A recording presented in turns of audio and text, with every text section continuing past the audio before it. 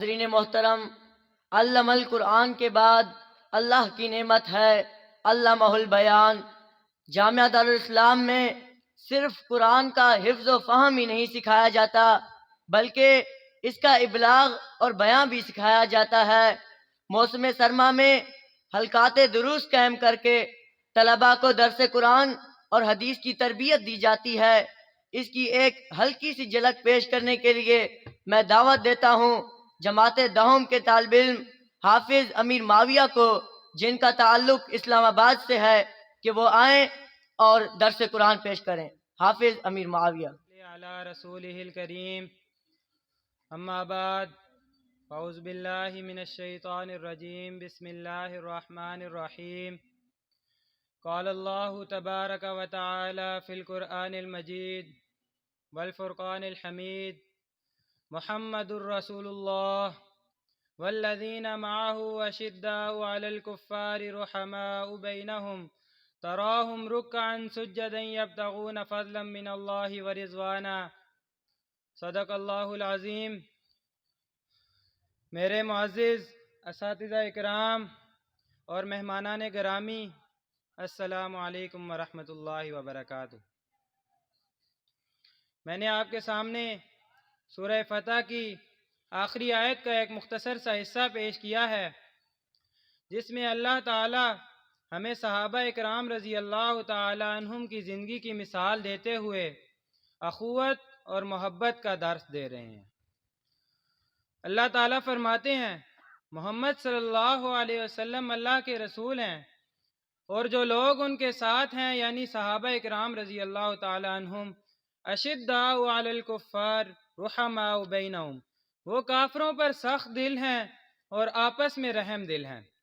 علامہ اقبال رحمۃ اللہ نے اس کے بارے میں کیا خوب فرمایا ہے: ہو حلقہ یاراں تو بریشم کی طرح نرم، ہو حلقہ یاراں تو بریشم کی طرح نرم، رزم حق و باطل ہو تو فولاد ہے مومن۔ یعنی وہ آپس میں ریشم کی طرح نرم ہوا کرتے تھے۔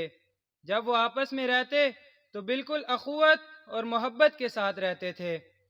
ان کی اخوت اور محبت کی مثال آپ جنگ یرموک سے لے سکتے ہیں کہ جب تین صحابہ کرام رضی اللہ تعالیٰ عنہم سخت زخمی تھے، ایک ساقی آیا، اس نے ایک پانی کا پیالہ پیش کیا تو قریب سے آواز آئی پانی، تو اس صحابی نے کہا یہ پانی میرے دوسرے بھائی کو دے دو، اسے شاید مجھ سے زیادہ پیاس لگی ہو۔ تو جب وہ دوسرے کے پاس گیا تو پھر آگے سے آواز آئی پانی، تو اس صحابی نے کہا یہ پانی میرے تیسرے بھائی کو دے دو، اسے شاید مجھ سے زیادہ پیاس لگی ہو۔ تو جب وہ ساقی تیسرے کے پاس گیا تو وہ صحابی اس دنیا فانی سے رخصت ہو چکے تھے۔ اسی طرح وہ دوڑ کر پھر دوسرے کے پاس آیا تو وہ صحابی بھی جام شہادت نوش کر چکے تھے۔ پھر وہ تیزی سے پہلے صحابی کے پاس آیا تو وہ صحابی بھی اپنے رب کو پیارے ہو چکے تھے۔ اس طرح صحابہ اکرام رضی اللہ تعالی عنہم نے اس دنیا میں اخوت اور محبت کی ایک عمدہ مثال قائم کی۔ حضور صلی اللہ علیہ وسلم کی حدیث ہے، المسلم اخو المسلم، مسلمان مسلمان کا بھائی ہے۔ حضرت عمر رضی اللہ تعالی عنہ بلال حبشی کو سیدنا بلال کہہ کر پکارا کرتے تھے۔ وہ آپس میں بہت زیادہ محبت کیا کرتے تھے۔ ان کے درمیان اگر کوئی تنازع ہو بھی جاتا، کوئی چھوٹا موٹا جھگڑا ہو بھی جاتا، تو وہ آپس میں صلح کر لیا کرتے تھے، کیونکہ سورہ حجرات میں اللہ تعالیٰ نے فرمایا ہے انما المؤمنون اخوہ، بے شک مسلمان آپس میں بھائی بھائی ہیں، اگر ان کے درمیان کوئی جھگڑا ہو جائے فَأَصْلِحُوا بَيْنَ أَخَوَيْكُمْ، تو اپنے بھائیوں کے درمیان صلح کروا دیا کرو۔ تو حاضرین محترم، اس آیت میں ہمیں جو دوسرا سبق دیا جا رہا ہے وہ ہے اشداء علی الکفار، کافروں پر سخت دل ہونا۔ اگر ہم صحابہ اکرام رضی اللہ تعالی عنہم کی زندگی پر نظر ڈالیں تو وہ کافروں کے معاملے میں بہت سخت ہو جایا کرتے تھے۔ ان کے دل کافروں کے معاملے میں پتھر سے بھی زیادہ سخت ہو جایا کرتے تھے۔ رزم حق و باطل ہو تو فولاد ہے مومن، وہ کافروں کے معاملے میں فولاد بن جایا کرتے تھے۔ سورہ مجادلہ کی آخری آیت میں اللہ تعالیٰ نے فرمایا ہے لا تجد قوما یؤمنون باللہ والیوم الآخر یوادون من حاد اللہ ورسولہ، کہ آپ مومنین کو کبھی بھی ان لوگوں سے دوستی کرتا ہوا نہیں پائیں گے جنہوں نے اللہ اور اس کے رسول کی مخالفت کی۔ وَلَوْ كَانُوا آبَاءَهُمْ أَوْ أَبْنَاءَهُمْ أَوْ إِخْوَانَهُمْ أَوْ عَشِيرَتَهُمْ، پھر اگرچہ وہ ان کے باپ ہی کیوں نہ ہو، ان کا بھائی، ان کا بیٹا یا ان کے قبیلے کا کوئی بندہ ہی کیوں نہ ہو، وہ پھر اس سے دوستی نہیں کرتے، پھر وہ اسے کسی رشتے کی نظر سے نہیں دیکھتے، بلکہ وہ اسے ایک کافر کی نظر سے دیکھتے ہیں اور اس کے ساتھ ویسا ہی سلوک کرتے ہیں جیسا ایک کافر کے ساتھ کیا جاتا ہے۔ آپ غزوہ بدر میں دیکھ سکتے ہیں حضرت مصعب بن عمیر رضی اللہ تعالیٰ عنہ نے اپنے سکے بھائی عبید بن عمیر کو قتل کر ڈالا۔ اسی طرح حضرت عبیدہ بن جراح رضی اللہ تعالیٰ عنہ نے اپنے باپ عبداللہ بن جراح کو قتل کر ڈالا۔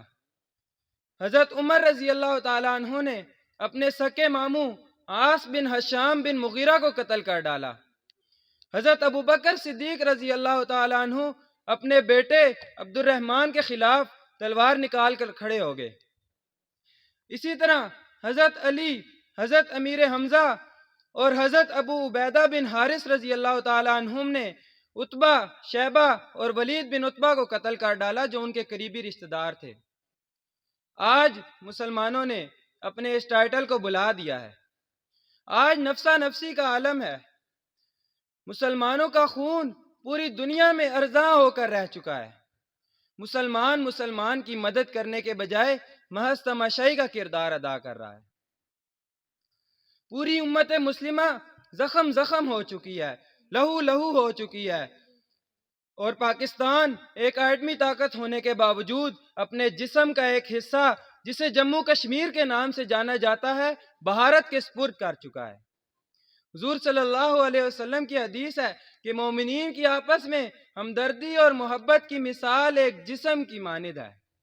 اذا اشتکا منہ عضو تداعی لہ سائر الجسد بالسہر والحمى، کہ جب اس کے کسی ایک عضو کو تکلیف پہنچتی ہے تو پورے جسم کو تکلیف پہنچتی ہے، پورا جسم تکلیف میں مبتلا ہو جاتا ہے۔ اسی طرح پوری امت مسلمہ میں کسی ایک فرد کو اگر کوئی تکلیف پہنچتی ہے تو وہ پوری امت مسلمہ کی تکلیف ہوتی ہے۔ آج ارض فلسطین پر آگ اور بارودوں کی بارش ہو رہی ہے۔ ارض مقدس پر یہودی درندے بدمست ہاتھی کی طرح چڑھ دوڑے ہیں، لیکن امت مسلمہ کا وجود کہیں نظر نہیں آ رہا۔ معصوم بچوں، عورتوں اور بوڑھوں کے چیثڑے اڑائے جا رہے ہیں اور ہمارے بزدل حکمران مذمت کے سوا کچھ بھی نہیں کر پا رہے۔ کہاں گئی وہ اخوت؟ کہاں گئی وہ محبت؟ کہاں گئی وہ ایک مسلمان کی تکلیف جو پوری امت مسلمہ کی تکلیف ہوا کرتی تھی؟ کہاں گیا وہ ایک درد جو پوری امت مسلمہ کا درد ہوا کرتا تھا، جس کے بارے میں علامہ اقبال رحمۃ اللہ نے فرمایا تھا، اخوت اس کو کہتے ہیں چبھے کانٹا جو کابل میں، اخوت اس کو کہتے ہیں چبھے کانٹا جو کابل میں، تو ہندوستان کا ہر پیرو جواں بے تاب ہو جائے۔ حاضرین محترم، اس سے بڑی ذلت اور رسوائی کی اور کیا بات ہو سکتی ہے کہ 57 اسلامی ممالک، ان کی فوج، ان کا اسلحہ اور ان کے تمام وسائل یہودی ریاست کے سامنے اپنے گھٹنے ٹیک چکے ہیں۔ امریکہ، برطانیہ، فرانس اور دوسرے مغربی ممالک ہر حوالے سے اسرائیل کی سپورٹ کر رہے ہیں، اور مسلمان محض دعاؤں پر اکتفا کر کے بیٹھے ہیں۔ ایمانی غیرت کا یہ تقاضا ہے کہ ہم قبلہ اول کو یہودی ریاست، یہودی درندوں سے آزاد کرانے کے لیے اپنی جان و مال اور تمام وسائل لگا دیں، اور مظلوموں کی داد رسی کرنے کے لیے کسی قربانی سے دریغ نہ کریں۔ منفعت ایک ہے، اس قوم کی نقصان بھی ایک، منفعت ایک ہے، اس قوم کی نقصان بھی ایک ہی سب کا نبی، دین بھی، ایمان بھی ایک، حرم پاک بھی، اللہ بھی، قرآن بھی ایک۔ کچھ بڑی بات تھی ہوتے جو مسلمان بھی ایک، کچھ بڑی بات تھی ہوتے جو مسلمان بھی ایک۔ میری اللہ تعالیٰ سے دعا ہے، اللہ تعالیٰ ہمیں ظالموں کے خلاف کھڑے ہونے اور مظلوموں کی داد رسی کرنے کی توفیق عطا فرمائے۔ وآخر دعوانا ان الحمد للہ رب العالمین۔